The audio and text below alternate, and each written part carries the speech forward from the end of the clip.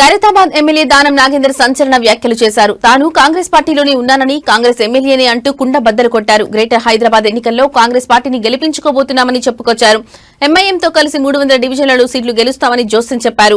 తాను ఏ పార్టీలో ఉంటే ఆ పార్టీనే గెలుస్తుందన్నారు. ఇప్పటికే ఫిరాయింపు ఆరోపణలు ఎదుర్కొంటున్న దానం ఈ వ్యాఖ్యలు చేయడంతో ఆయనపై స్పీకర్ ఎలాంటి నిర్ణయం తీసుకుంటారోనని చర్చ రాజకీయ వర్గాల్లో మొదలైంది. మరోవైపు రాజీనామాకు సిద్దం కావడంతోనే దానం ఇలాంటి వ్యాఖ్యలు చేశారని రాజకీయ విశ్లేషకులు భావిస్తున్నారు.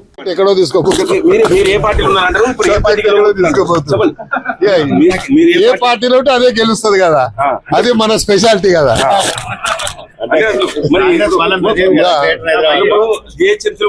మీరే గెలవాలంటారు. ఏ పార్టీ గెలవాలి? పార్టీ పరంగా కాంగ్రెస్ గెలుస్తుంది కదా, ఇంకెవరు గెలుస్తుంది? వేరే పార్టీ గెలుస్తుందా? ముఖ్యమంత్రి గారు ఇంత బడ్జెట్ ఇచ్చి ఇన్ని అభివృద్ధి చేసిన తర్వాత మళ్ళీ ఏ పార్టీ గెలుస్తుందని నువ్వు కిర్కాస్ మాటలు ఎందుకు? మీరు ఏ పార్టీ అంటే ఏం చెప్తారు? కాంగ్రెస్ చెప్తున్నాం కదా, కాంగ్రెస్